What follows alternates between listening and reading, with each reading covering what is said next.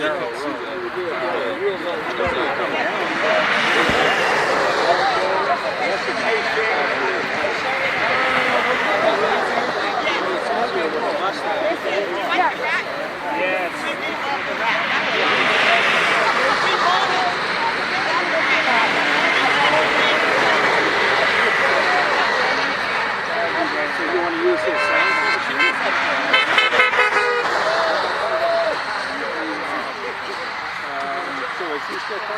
I might be able to get to it. And then I can ask them to hold their signs up again. Because it's a good lineup with...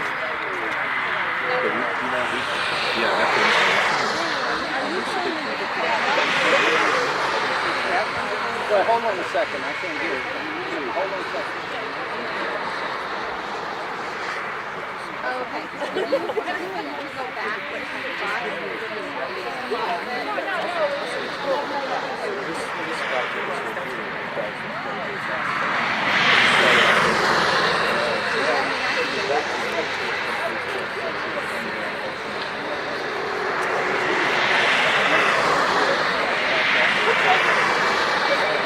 I said it here.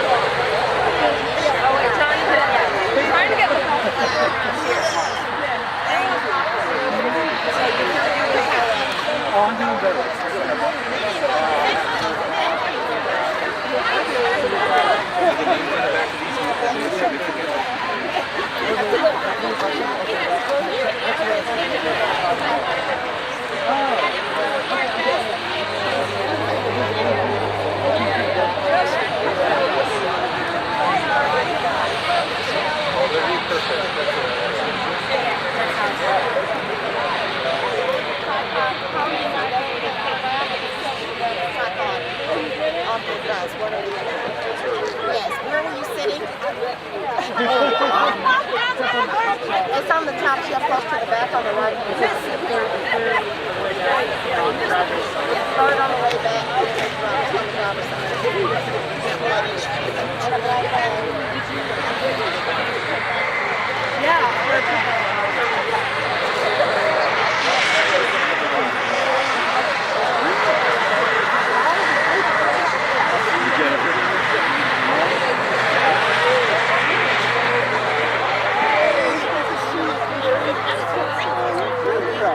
What category? Alright, Maureen, I still need your help because I'm going to try to do the drawing really quick.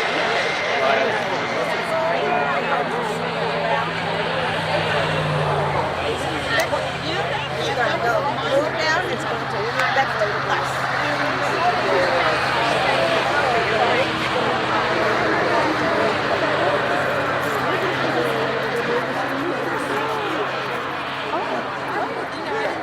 Yeah, Rockwool people really work for this time.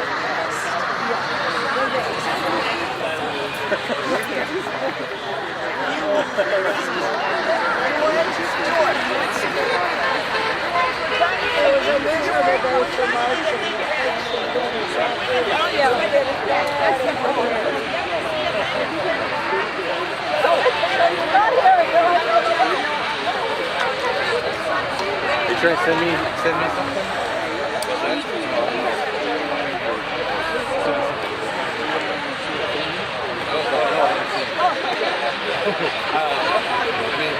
I was kind of doing Liz and Shelley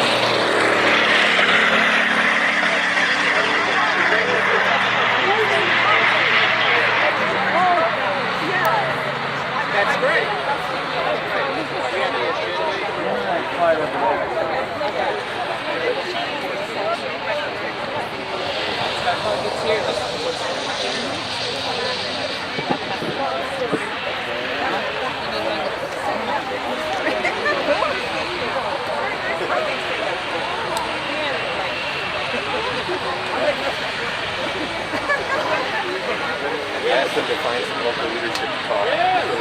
Thank people engaged. And they're going to try to we're on it. Clinton maybe to lead some songs. So that you're likely to do more than that.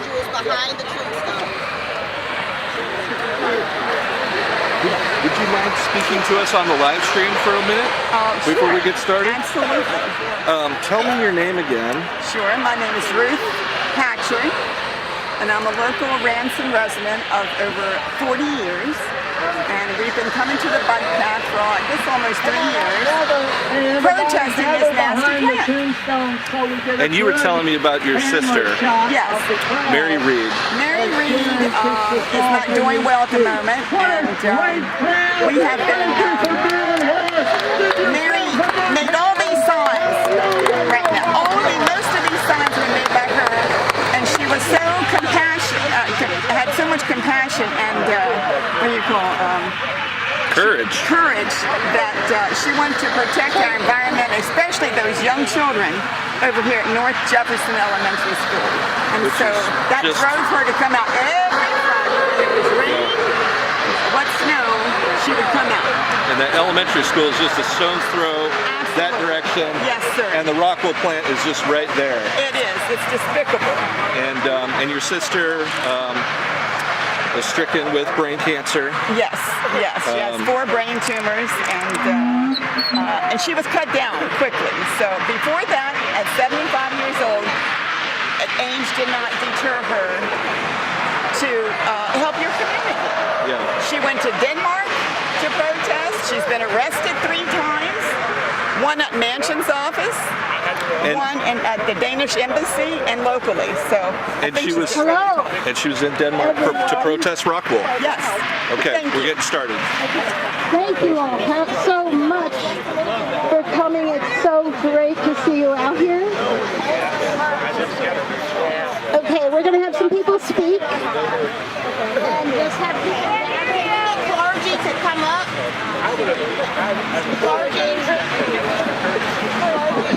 Okay, I thought it was loud when it was off. But can you hear me now? Yes? Speak up, Sharon. Okay. Big girl voice. Okay. Hello, everyone. I'm so glad that you all have come out to help us get the word out about Rockwool. I can see it from here, and it's absolutely horrifying. All that toxic gas and filth and poison is coming out of their smokestack, and that smokestack is 2,300 feet away from a Title I elementary school, and Rockwool does not care at all. Breaks all of our hearts. And it's terrible what they're doing to these children. They have they can end up with learning disabilities by the poisons that are being put in their bodies at a young age, and they come out here, they play at recess right behind those trees. And I don't know if you can see the plume coming from the smokestacks across the street, but that's the situation. That's a big part of it. I'll probably talk some more later. I'm wondering if some other people would like to come up and talk now. You know, what's happening is more and more people are coming down the road, the bike path, and I will tell you about this bike path. This bike path here is lovely, and people use it, and it's public, and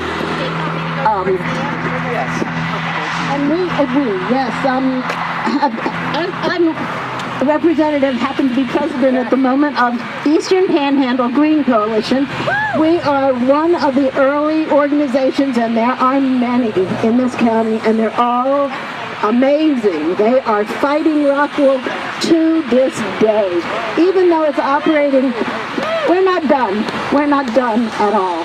We're going to make it so that they realize finally that Jefferson County was a terrible place to think about locating. Yeah. And we also want to make sure that nobody else thinks about doing the same.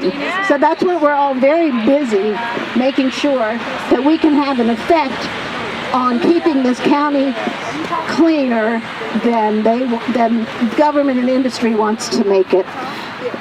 They never asked us, we never gave them consent, and we still don't give them consent. Okay. So, Let's start with a song. oh yes. That's all right. Hey y'all, let's give a big round of applause for Sharon, for the Eastern Panhandle Green Coalition, and all of us that are gathered here today fighting against this toxic plant, fighting for living wages and health care, to end poverty and to end racism.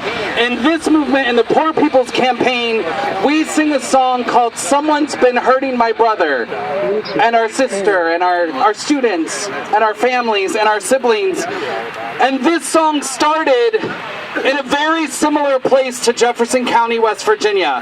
It started in Stokes County, North Carolina. Yeah, that's right. With people just like you who were fighting against Duke Energy and the coal ash in that town. In Blues Creek, North Carolina, where coal ash rains down on people in a way that they have to sweep it off their cars in the morning so that they can see to drive to work. And Reverend Barber and Yara and the North Carolina NAACP back in 2012 or 2013 were visiting the folks who were organizing in Blues Creek. And there was a town hall where people were putting Duke on notice and were testifying about the rare cancers that were forming in people's bodies and the diseases that were happening because Blues Creek is a recreational lake where people were swimming and fishing and not knowing that they were getting poisoned by the same company that was charged to keep them warm in the wintertime. And Yara usually sings this song for us, and she talks about how this song came to her from the spirit of the struggle in the moment of that town hall in Stokes County. So I thought that maybe here, facing Rockwool and all of this toxic garbage that's going into the air and poisoning these students right behind us at the elementary school, that we might sing this song, connect ourselves in struggle to our friends down in Cancer Alley in Louisiana, to our friends in struggle in Stokes County and North Carolina, and all of our siblings in struggle who are fighting for a cleaner a better place to live where there's clean air and clean water. So I'm going to start singing, but you all have to sing with me, right? Because I don't want to sing by myself. Can we do that? Yeah. All right. Somebody's hurting my brother, and it's gone on far too long. Yes, it's gone on far too long. I tell you, it's gone on far too long. Oh, somebody's hurting my brother, and it's gone on far too long. And we won't be silent anymore. Somebody's hurting our students, and it's gone on far too long. Yes, it's gone on far too long. I tell you, it's gone on far too long. Oh, somebody's hurting our students, and it's gone on far too long. And we won't be silent anymore. Our families. Somebody's hurting our families, and it's gone on far too long. Yes, it's gone on far too long. I tell you, it's gone on far too long. Oh, somebody's hurting our families, and it's gone on far too long. And we won't be silent anymore.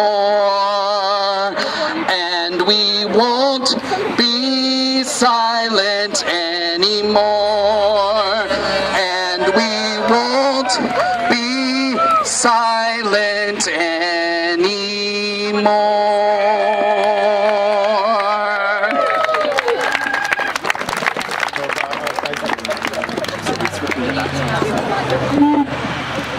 Okay, are we ready? Are we going to start with you, Frank? No. That's a... This one we should use? That one now, yeah. Okay.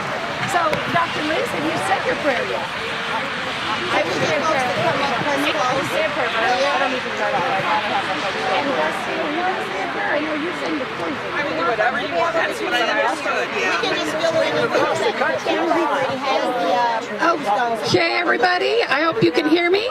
So, we'll start with a prayer, then we have about 5 speakers, and then we'll be done. But thank you to everyone for coming. We are the lucky ones that can come today. There are several that we need to keep in our minds. Among them are Barbara Kraft and Benita Keller, 2 of our staunchest allies who died this year. And I know that we miss them all terribly. Louder?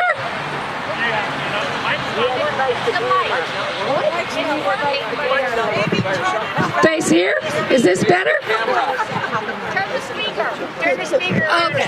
Is this better? No. Tell me what to do, people. Face the camera. This is our live stream. Yeah. Stay right in front of Facebook. Okay. Is this better, guys? Yeah. All right. Sorry. I'm not used to talking to a camera and not you guys. So we want to remember Every Sunday. We want to remember Barbara and Benita, as well as the many people who have moved out of the area because of the toxic Rockwool factory. That includes Lee Smith, the Prillamans, the Caps, Lee and Hank. There's a number of them that have moved out of the area, and we are here representing their interests as well. We are also here for the people who are ill today. Principal among them is Mary Reed, and Mary Reed is in the hospital right now, but you know that she was here every single Friday, right here on this bike path, protesting Rockwool's ecological devastation. I received messages from over 75 people who said they'd like to be here today, but they have to work or they're ill. So that's certainly understandable. So we'll start with a prayer, and then we'll move on to a few speakers, and then we'll end with another prayer and probably a song. Thank you to everyone for coming out. Okay, either one of you. So Reverend Gusty from Shepherdstown Presbyterian is going to lead us in a prayer.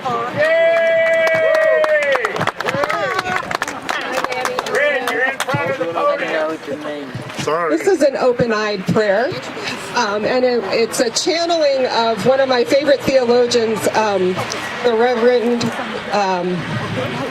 oh my goodness, Ada Maria Isasi Diaz. Does anybody know her? She would say, "I pray best with a picket sign in my hand." So for all the picket sign prayers among us, we give you thanks, Holy One, Creator of all that is good. Then there are those who would say, "I advocate best on my knees in prayer." And for those who are doing that right now, who are not able to be with us physically, we know that you are, metaphorically at least, on your knees in prayer with those who have been marching for days now. And then we also say that our job is to pray without ceasing.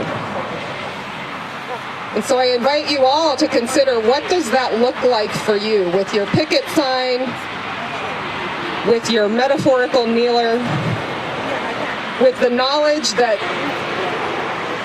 our very spirit, the Spirit of God that is breathing and flowing through us, is being choked in this very moment by the toxic waste coming out of Rockwool across the way.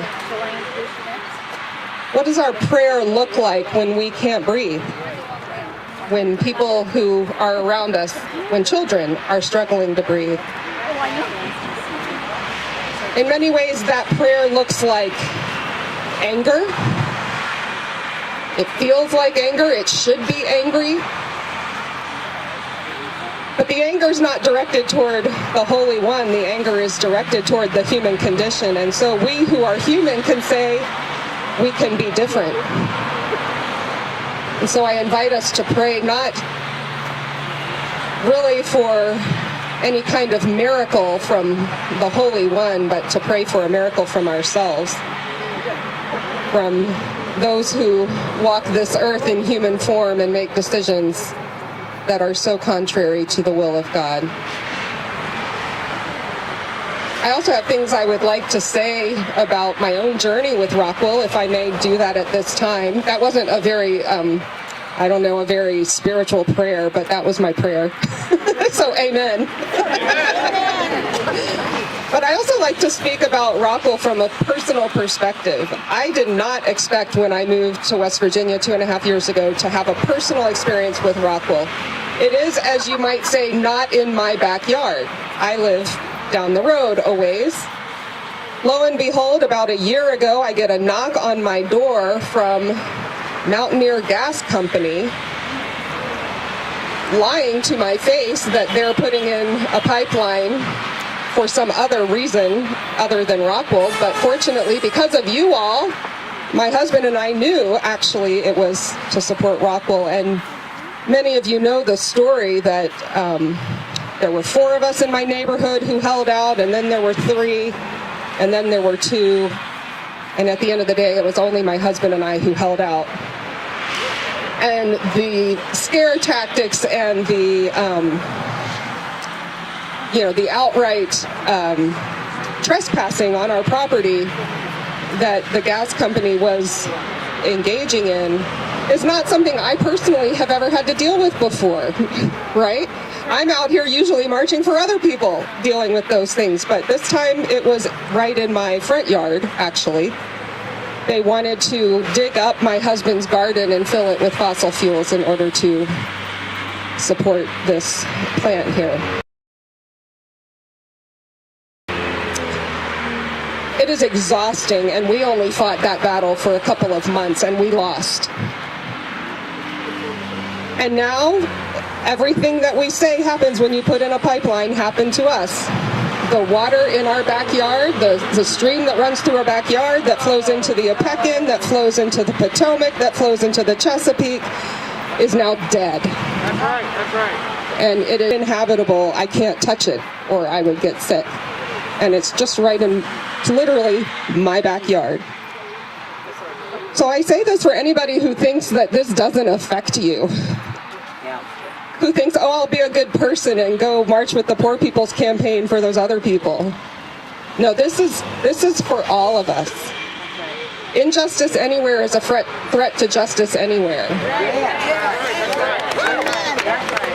So in closing is, I had the great fortune on Sunday to quote the Reverend Dr. Liz Theo Harris in her amazing book, Always With You, What Jesus Really Says About the Poor.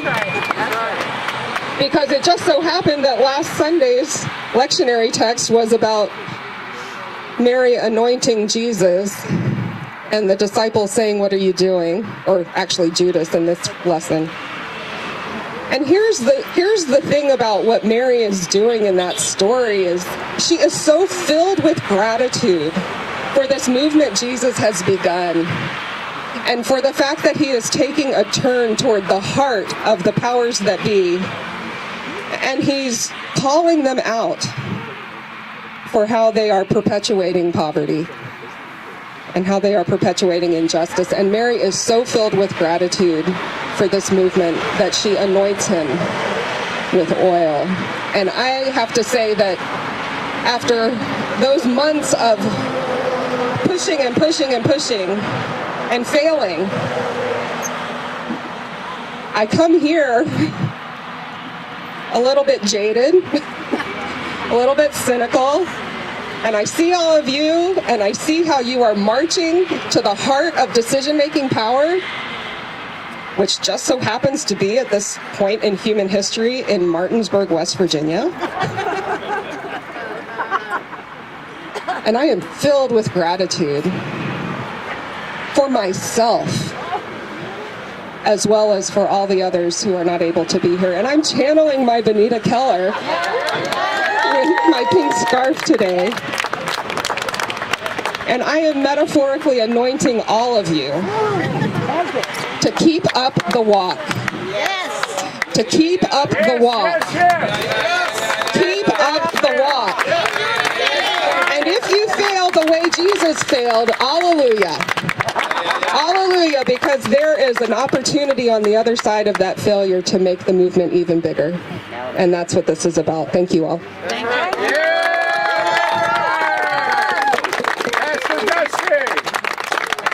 Thank you very much. I hope I'm doing this right now. Put it up close to your mouth. Okay, I was told not to. Right in your mouth. Okay. So our next speaker is Susannah Buckles. Susannah Buckles has a farm near Rockwool, and so she's particularly affected by this, and I think she's written a poem for this. Susannah? Hey, Susannah!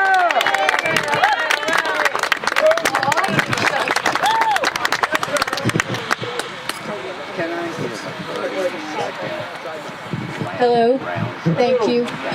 Thank you for letting me speak. Can you hear me all right? Yeah, we hear you. Okay. No, say what? Louder? Louder? How's that? All right.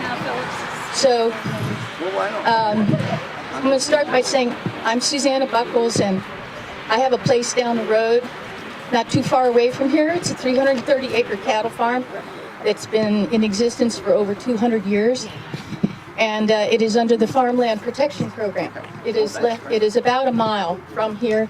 It is also contains the headwaters of the Elks Run watershed. So I'll start by saying, and I have to read this and you'll understand why. A beloved friend gave me a gift, a small plaque with a quote from Eleanor Roosevelt. It says, "Do one thing every day that scares you." And this scares me. I mean, just getting up and talking to you all. I've been around for a while, but I had to disappear for a while. But in any case, I wanted to say something, but I was afraid. I was afraid to get too emotional and not be able to express myself clearly. So I wrote a poem about how I feel. And as I'm learning recently, disclaimer, my opinion only.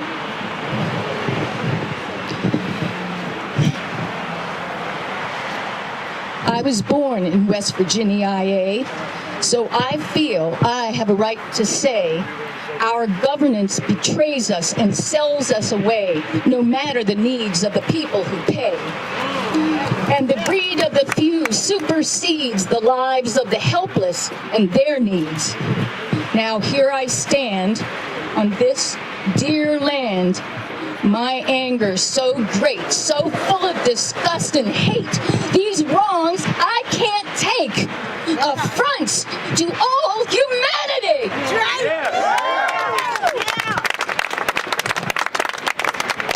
And so I say, gentle me down, Lord. Gentle me down. I can't take it anymore. Gentle me down. Amen. Namaste.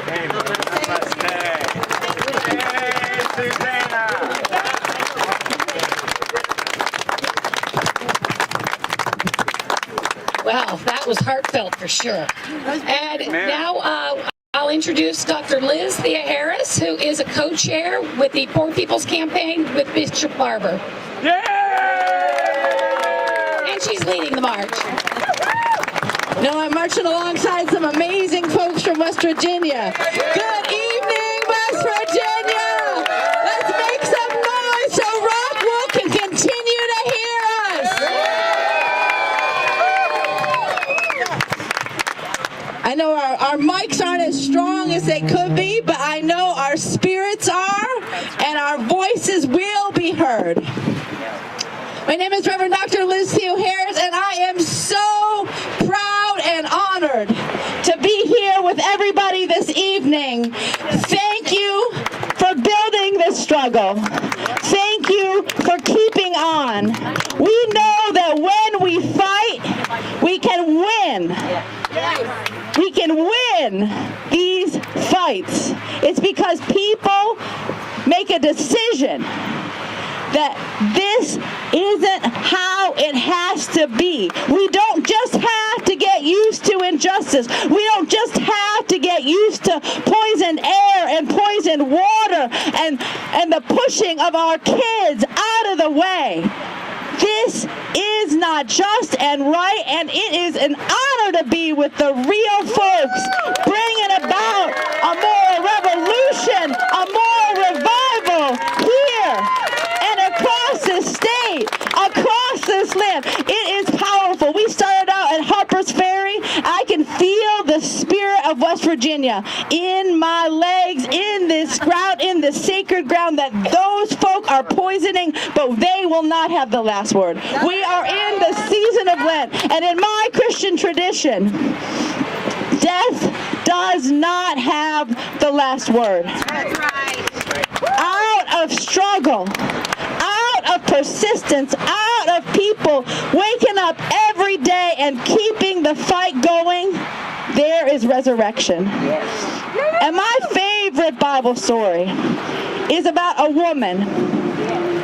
And there have been some powerful women in this struggle. Right. And this woman needs justice for herself and for her kids, for the generations to come. And she goes to an unjust leader who says, I don't give a damn. I don't give a damn about other human beings, and who admits that they don't even fear God. But that does not stop her. That does not have the last word. Go ahead. That persistent mom, that persistent leader keeps on coming back. She keeps on coming back. She brings her signs. She brings her community. And guess what?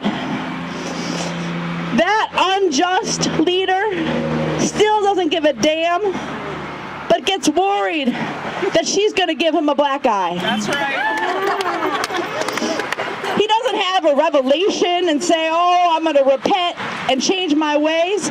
But the power and the persistence of that woman, of that community, is what matters and is what wins the day.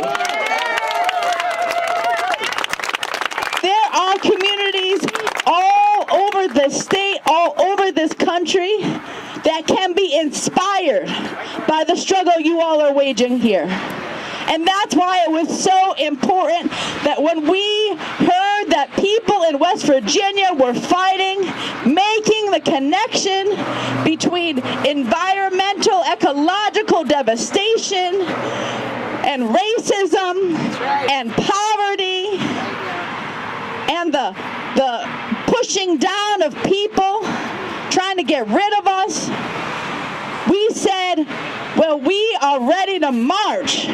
We are ready to make our voices heard. And we're going to let Senator Manchin and all of the leaders here in West Virginia who are making life worse for people in West Virginia and across that country know that when the people get together, that then there is no stopping us. This march that we're on past this unjust plant, but with this very just struggle, we are on the road to join us in Washington, D.C., where we this June are holding a poor people, a low-wage workers' assembly, and a moral march on Washington and to the polls. We know when we look back at history and when we look at the conditions today, any nation that allows almost half its people to live in poverty despite being the richest country in human history, any nation that allows its democracy to be demolished and our voting rights to be taken away, any nation that allows us to pollute God's great earth and make our children suffer, That's right. it's in need of a moral revival. A moral revival. And those revivals always start in a place like Jefferson County, where leaders are standing up and making a fight and saying, it does not have to be this way. We are going to continue this struggle. We're going to show it to the world, and we're going to keep on marching on.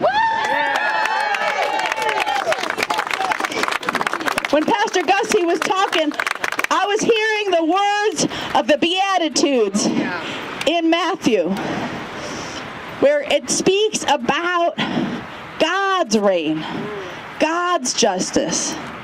It says, blessed are those who are poor in breath, who cry out, I can't breathe, because Rockwool is polluting the air.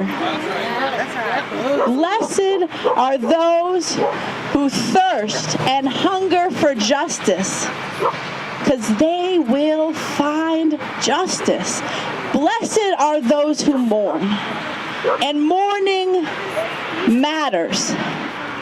We must mourn for these leaders who have come before. We must mourn and wail, and then keep organizing and organizing and organizing. And what we learn from our sacred traditions and even from the moral values of our movement is that when we come together and we keep on fighting, we can bring about change. So West Virginia, Jefferson County, are you ready for some change? Are you ready for some change? Are you ready for justice? Are you ready for clean water? Are you ready for health care? Are you ready for living wages? And are you ready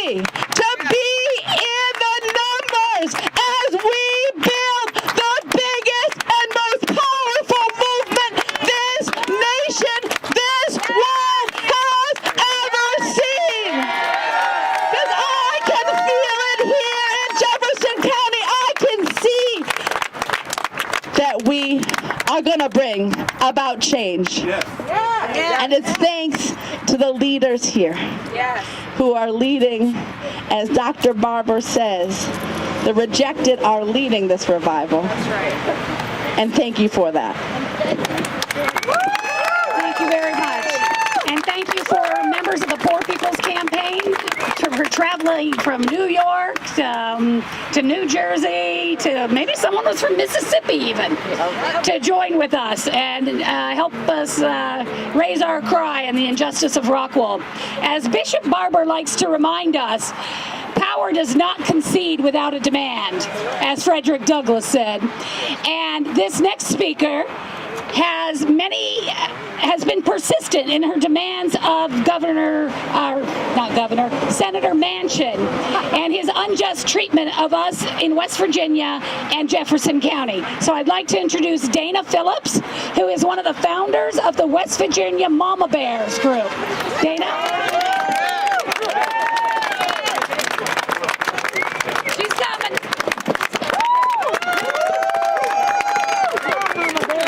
I tried to get you attention.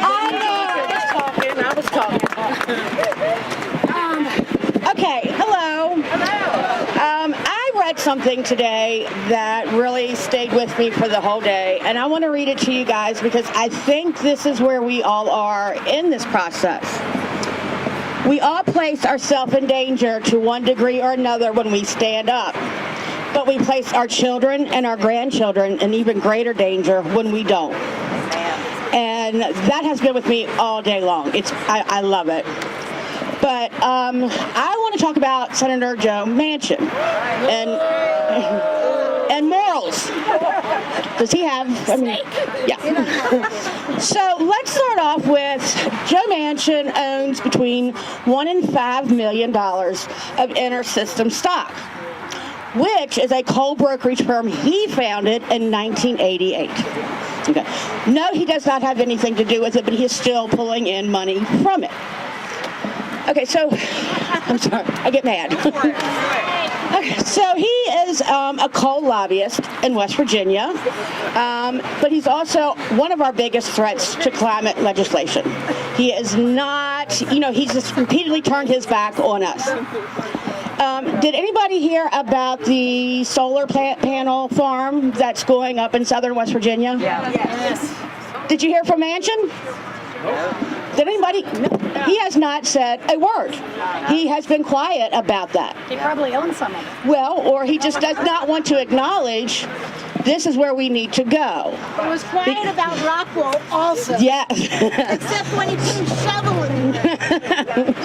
So now, Manchin has received the largest donations across multiple energy sectors in this current election cycle. Let me break this down. He has received $179,000 from the oil and gas sector. He has received $60,000 from the natural gas sector. He is also the top beneficiary from the coal mining sector with $16,000 in donations, just this cycle, this current election cycle. So that's what, that just tells you where he is. He has refused bills. He does not support the bill to lower emissions. He's actually hindering any kind of process for climate legislation in the Senate. He will. His effects are not just damaging Washington or his state. This is a global effect that he is having. However, Joe Manchin has recently told climate activists and clean energy executives that he is ready to resume negotiation for a slimmed down Build Back Better bill. Okay.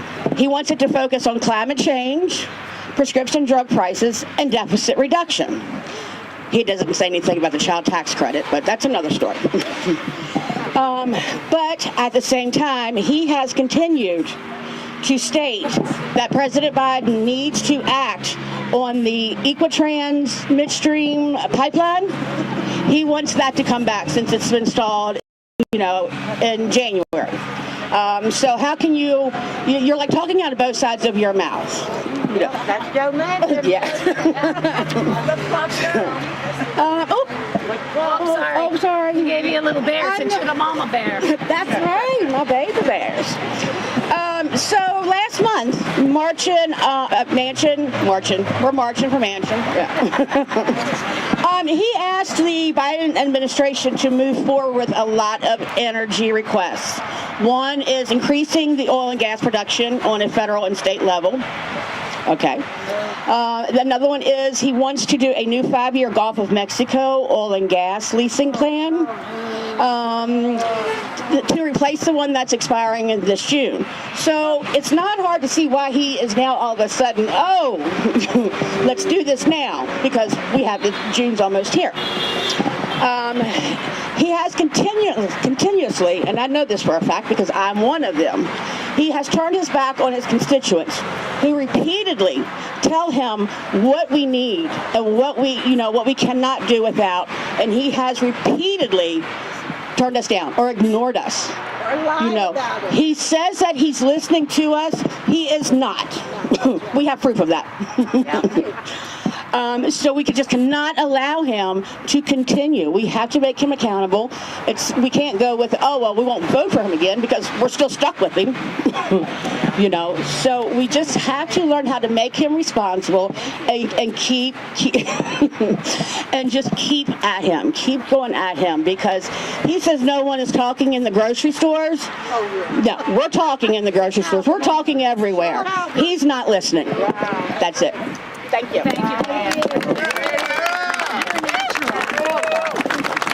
Dana's a natural, isn't she? All right, so we've been talking a lot about the effect of Rockwool and climate change denial policies on people. But here in West Virginia and Jefferson County, we know that it also affects other creatures, whether it be the horses or the plants or even the tiniest of creatures, the bees. And our next speaker owns an aviary and is a local businesswoman, and she is expecting to be severely impacted by the Rockwool factory and its pollution. Jennifer King?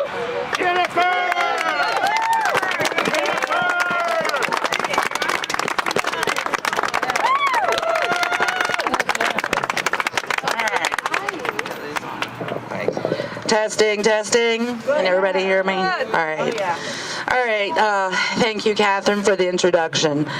Rockwool, Manchin, almost all of West Virginia's state, local government don't care about you. That's right. Time and time again, these parties have valued profits, poison, and pollution more than people. They have made our environment and its people vessels for their pollution. West Virginia government has been pain and pollution pushers. They haven't cared about the living, so why should they care about the dead?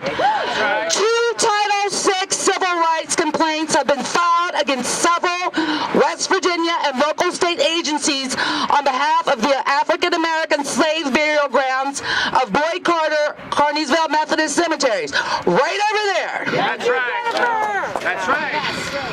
Which reside next to Rockwool and on Rockwool's property. They were there first. Its borders and graves remain undelineated to this day, and they are in dire need of historic protection and professional archaeological research.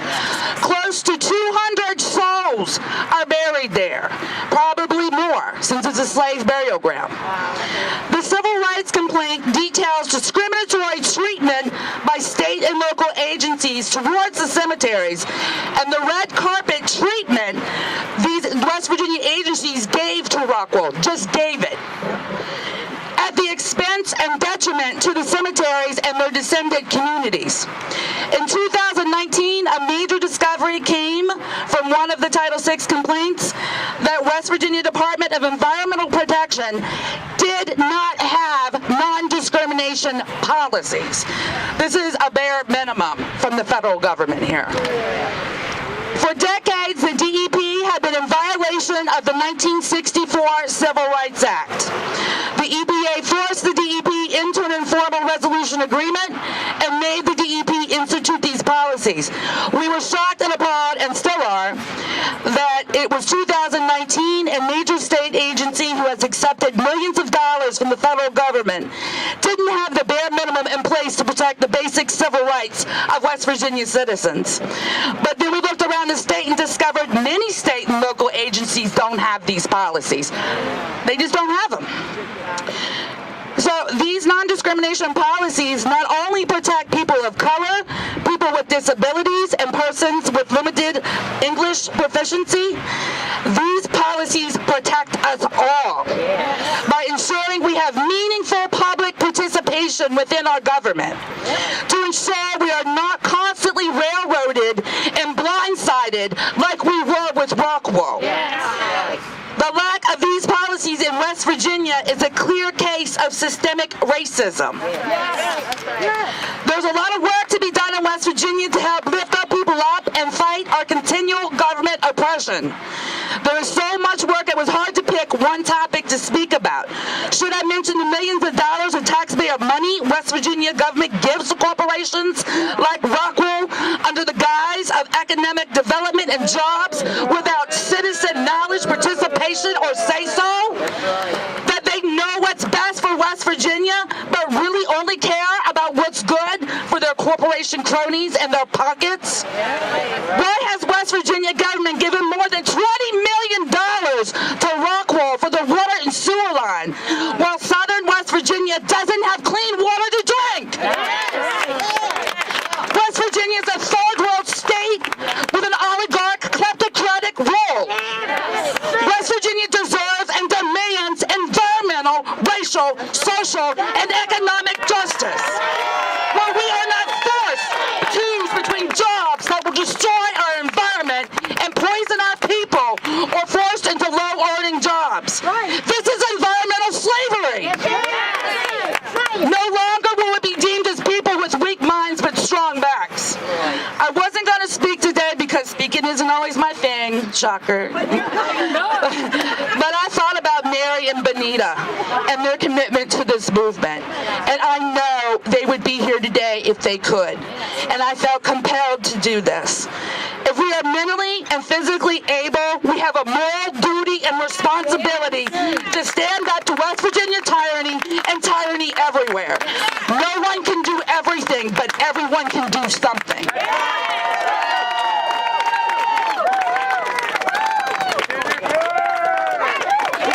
That just shows the breadth of our our activists here in West Virginia. I thought she was going to talk bees, but she went way beyond that. Now we have a special treat that not many have, and Bishop Barber wants to address us by phone. Bishop, you're on. Let's hope it works. Can you hear me? If you can, say forward together. Forward together! Not one step back. Not one step back! As I was listening to my dear sister, I had to come back to North Carolina. I couldn't help it, and I'll be back in the morning in West Virginia. I want to ask everybody there to keep marching with us. Join tomorrow, even if we change the time to the evening. The local will make the decision. And then march with us Friday, and then get everybody you can to come Saturday. Because not only once we talk about the West Virginia government, we've got to name it. It's your Senator Manchin. Everything that everything she just mentioned could be shut down by your senator. Everything. When senators demand that civil rights requests go in Title VI, they get investigated. When senators say that an area is hurting my citizens, it gets dealt with. So we've got to name this and put it right squarely on the back of Senator Manchin. Let's not generalize about it. That's right. The other thing we have to do is, this is not just racism. I want y'all to hear me now. This is not just racism. This is happening because it's a poor community and a black community, and the same thing happens to poor white communities. And we got to get poor white folk and poor black folk and poor Latino folk to all stand together and fight against these systems that are hurting us all. You see really what they want. They want us to separate issues. What's going on there, if the same people that suppress the vote against black people also suppress the vote in Latino communities and in mountain communities. The same people that push corporation pollution are the same people that cut public education money. The same people that cut public education money are the same forces like Manchin that vote against health care. We got to understand and make the connections. Senator Manchin, who is led by the U.S. Chamber of Commerce, he is for the dirty coal. He will support a plant like Rockwool, and I understand that Rockwool has some Russian connections as well. He also stands against voting rights. He also stands against living wages. And so one of the things we have to say, if they are mean enough to stand together, damn it, we better come together and stand each other and hold each other up. We can no longer allow them to separate us based on race, based on color.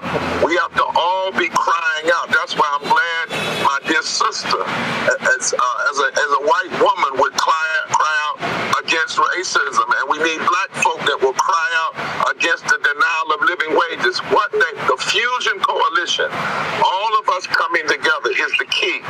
And so this march is drawing people in all over the country. Thousands and thousands of people are online. I want to say to you that to join us tomorrow, join us Friday, and make it big on Saturday. And I want to make a commitment here. I know Reverend Liz is there. I want to make a commitment that if they would not hear the Title VI complaint, and we can find a group of lawyers that will just file regular lawsuits, the Poor People's Campaign, Repairs the Breach in Kairos, we will join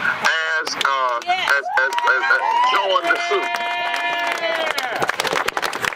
We'll join the suit. There are a lot of ways you can do that. You can join as an amicus. You can join as a plaintiff. We've got poor people there are part of the Poor People's Campaign.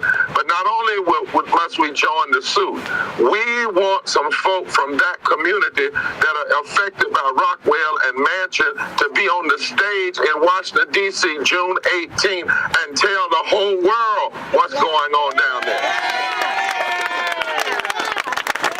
It's time to fight with love and truth and justice. As I said, I do not hate Senator Manchin, but I despise his policies. I believe we should stand and hope he changes, but if he doesn't change, we got to build a movement to send him home so he can think about what he's doing and stop hurting us. Send his ass home. And stop hurting us.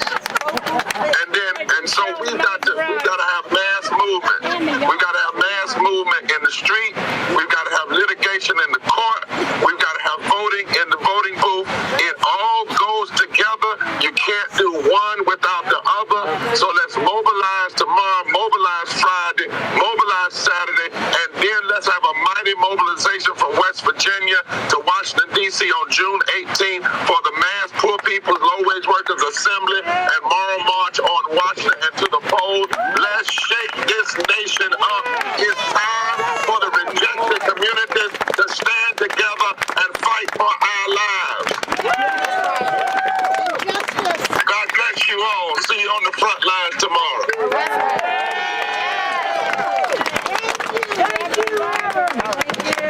Well, that is a treat. He's always inspiring to listen to. Eat that mic. Eat that mic. Okay, I'm going to eat that mic. I'd like to just say a word before introducing the next speaker. A speaker was supposed to be here, Katrina, with her 8 children. She is a mom whose one of them goes to North Jefferson Elementary School, which is less than half a mile from that polluting factory. Well, she's not here today because her son had to go to the ER with an asthma attack. Just the exact sort of things we worried about when they proposed building this factory. So, let's all send good thoughts to Katrina and her son. Our next speaker is Eileen Kirkland from the Sierra Club, the Eastern Panhandle Chapter.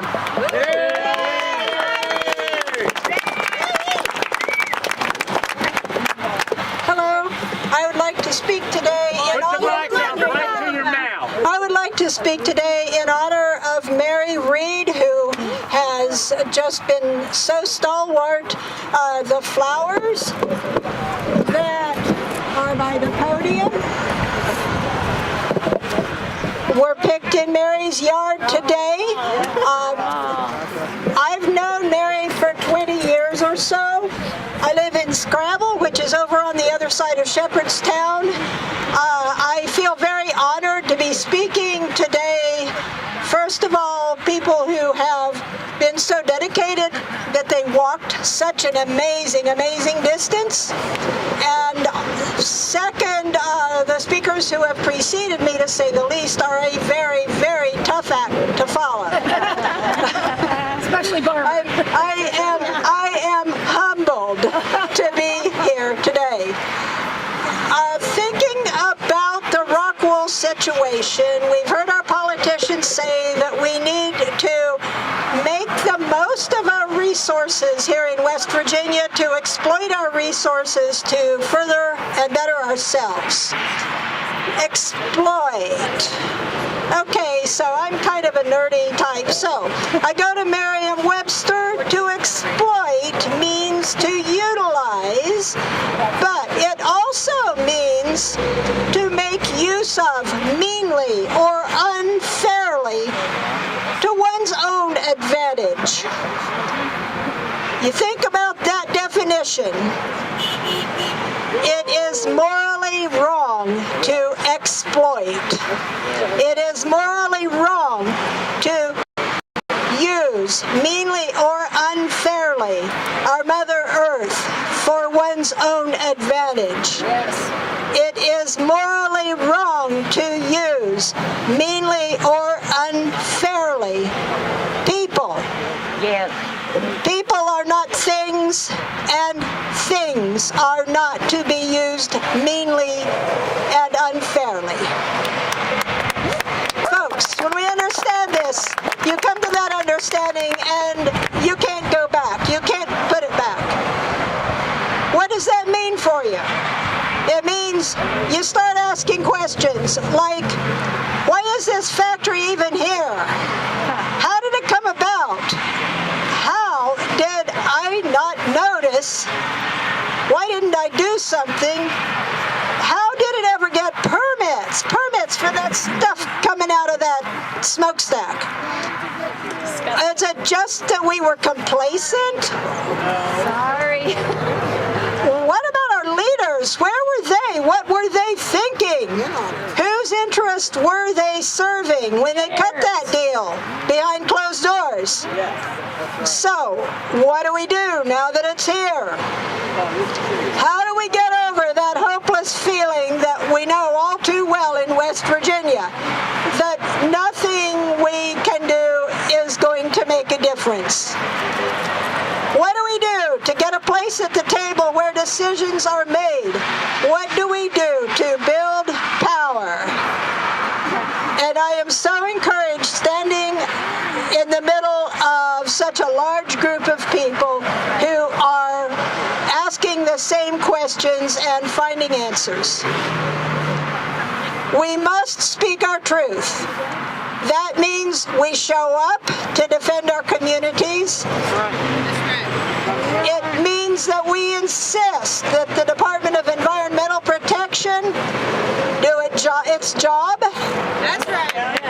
It means we pester our legislators to write better laws that actually protect our people from dirty air, dirty water, and the devastating effects of unchecked climate change.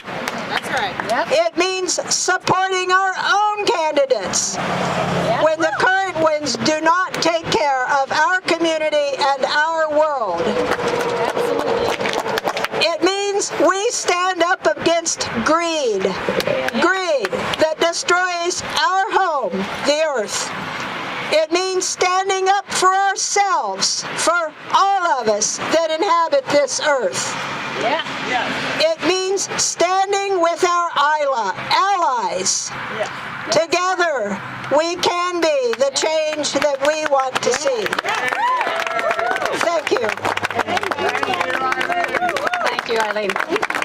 They did quite well following Bishop Barber. I would not have wanted that placement, that's for certain. Our next speaker is a 14th generation Jefferson County resident. She knows well the potential damage that this, well, not the potential, the damage that this factory will wreak on our county from all possible angles. Let me introduce Dr. Christine Weimer.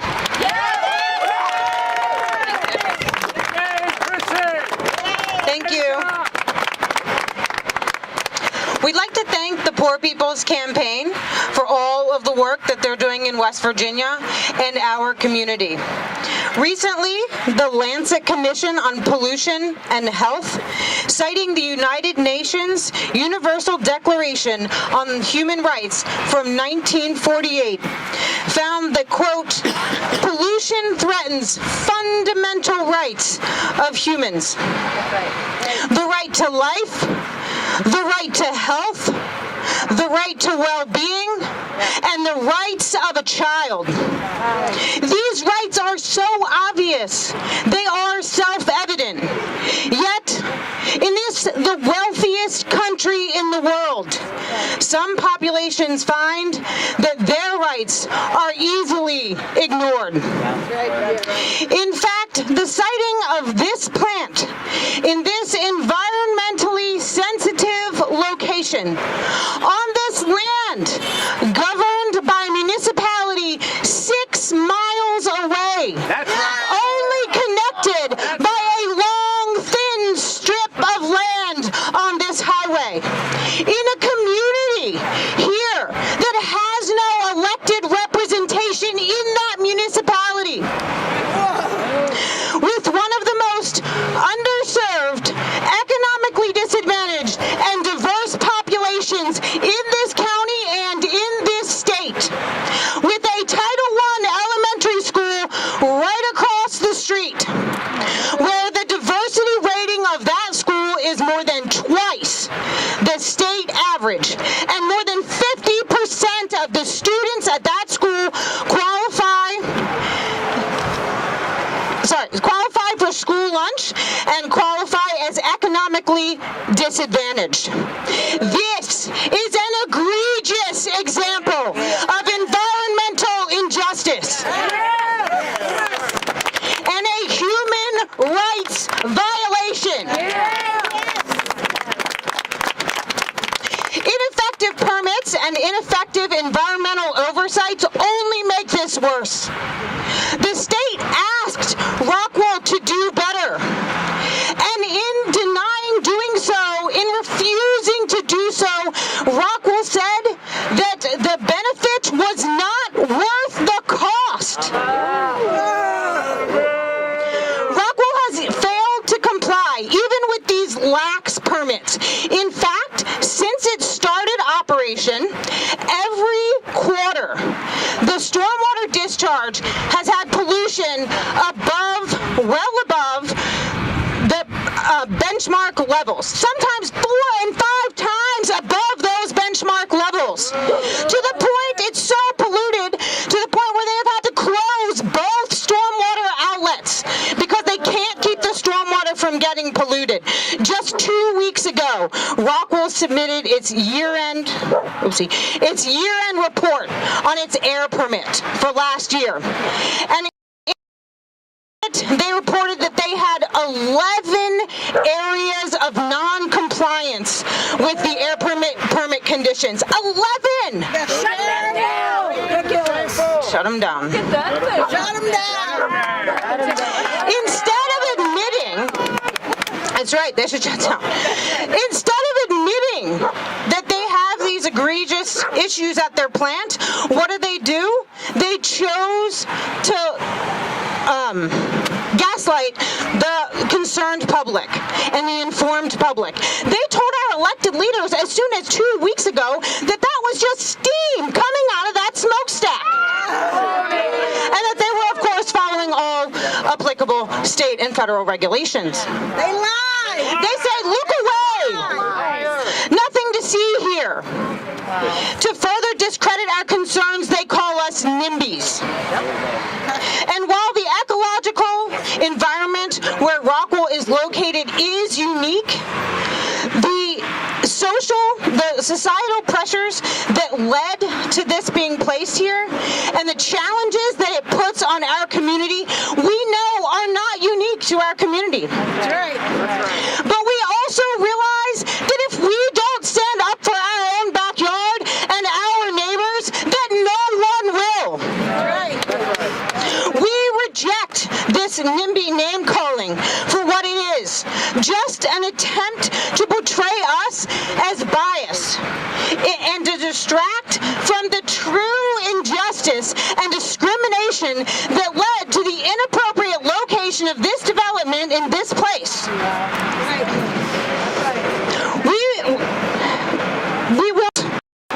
We will not be distracted. We will not be deterred. And we will not let Charleston and Washington and the world look away.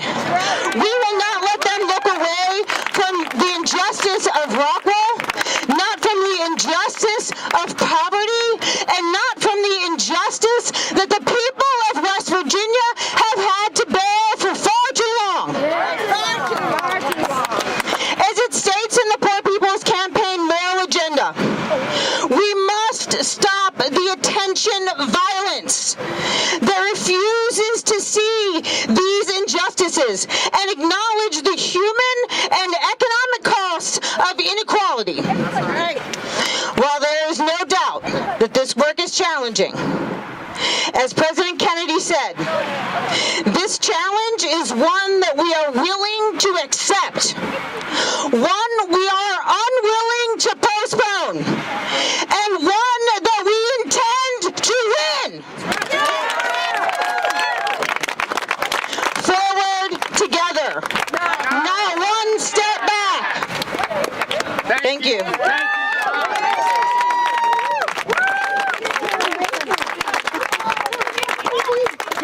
Very inspiring speech. I'd like to say that we are not NIMBYs. We are actually nowhere on earth does a factory like this belong. Not in our backyard, nowhere on earth. That's right.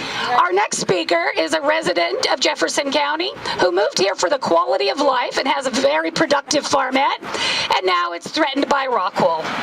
Next speaker is Diane Bluest. Yeah, Diane!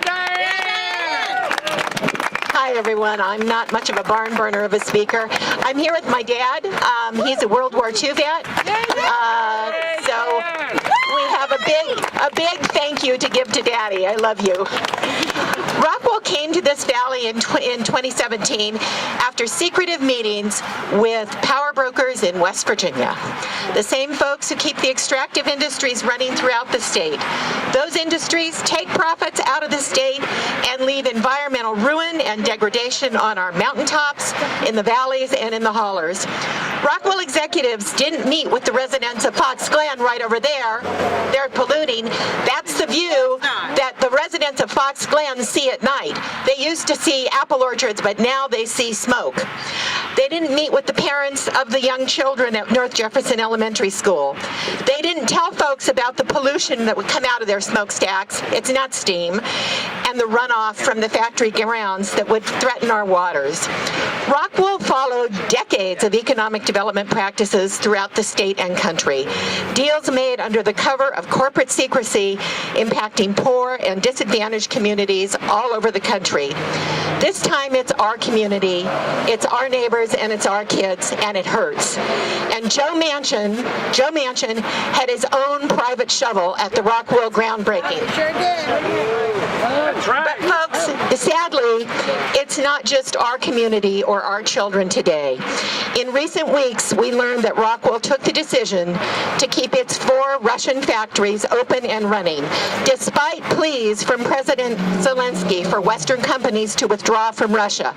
And Zelensky wants people to get out of Russia because they are funding the Russian war machine. That's right. A war machine that is killing innocent women, children, and babies, and causing a huge refugee crisis both in Ukraine and across Europe.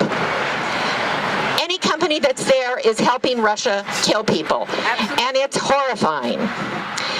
They're helping life and business go on as usual in Russia when all these innocent people are being killed. Life is not going on as usual in Ukraine, and it shouldn't be going on as usual in Russia. So when you look at the smoke polluting our valley, think of our children, but think of the children of Ukraine. That's right. As we leave today, one, I hope somebody will help me push Daddy up the hill, but I hope you'll join me in driving up Northport Avenue. That's a public road. It's our road. We paid for it. That's right. Don't do anything illegal. Don't block any trucks. Don't do anything. Just drive up. There's a nice little circle at the end, and drive back past Rockwool and let them know we're here. Let them know we are disgusted with what they're doing to us and their lack of attention to human rights in the world. Thank you.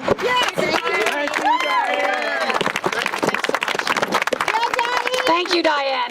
So those of you who parked over here on the gravel road, just go down Charlestown Road, turn on Northport, and you can make the big circle past Rockwool. Put your Say No to Rockwool signs in your windows if you can. All right, we have one more speaker, and then we'll close with a prayer. Stuart Acuff. Thank you, Catherine. Thank you, everybody. Thanks for being here. Give yourselves a hand. Give yourselves a hand. What a great crowd on a rainy day. Tomorrow morning at 10 o'clock, please meet with us back here so that we can walk down this dirt road right here and see North Jefferson Elementary School. We'll stop and say a prayer. We'll come back to the bike path and we'll walk on to Martinsburg. We'll walk to Martinsburg tomorrow. On Friday, we're walking up Queen Street. And on Saturday, we're meeting at 10 o'clock at Manchin's office in Martinsburg. And everybody has got to be there. Everybody. Make some phone calls. Tell your friends. Tell your neighbors. This is what's wrong with America and the world. Too many greedy corporations, greedy unto death, stealing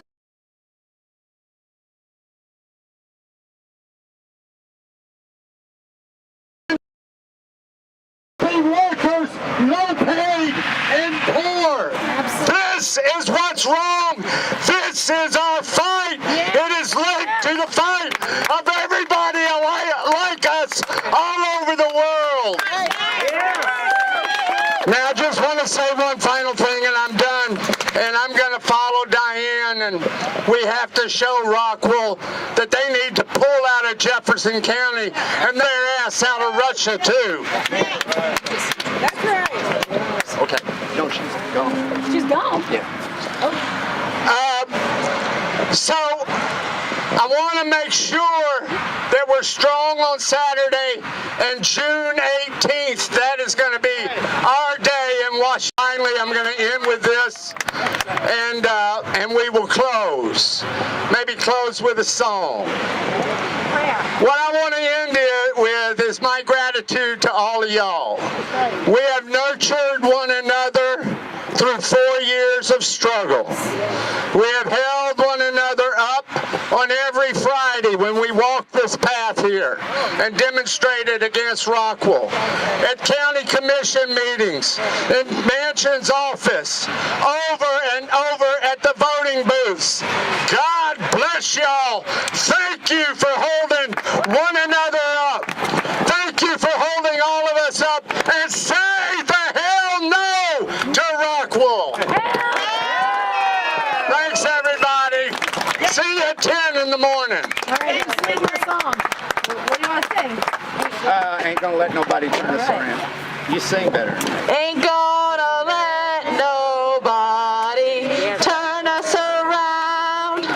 Turn us around. Turn us around. Ain't gonna let nobody turn us around. We're gonna keep on walking, keep on talking, marching until freedom land. Joe Manchin ain't gonna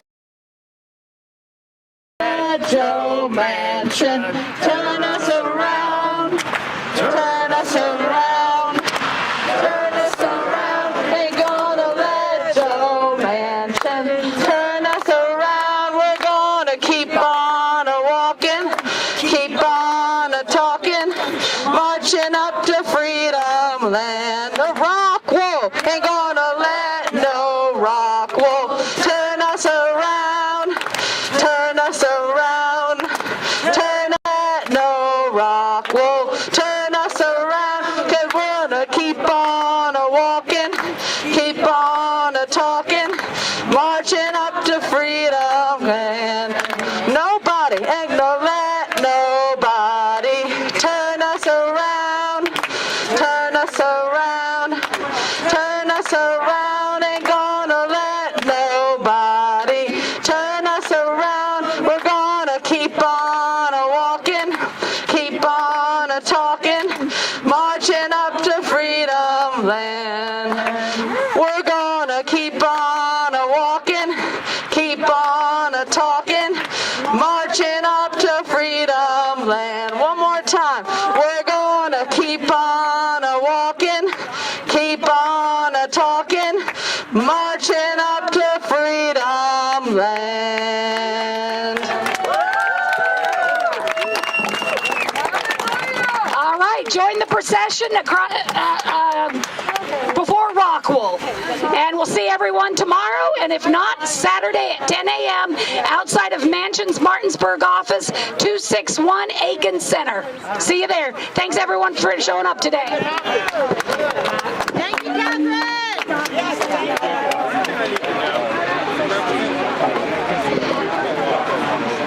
Anyone who was marching today, the bus that we came in on is over this way down the dirt road, okay? You're gonna go this way to get back to the bus. Yeah, let them know that the bus is going down the road to Rockwool. Yeah, it's good.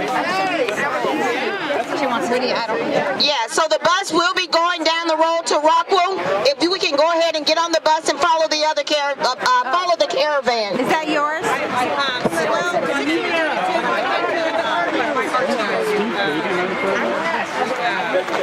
And then we came down straight that way. That's fine. That's what we did originally. What y'all had been doing, I guess. So I think it was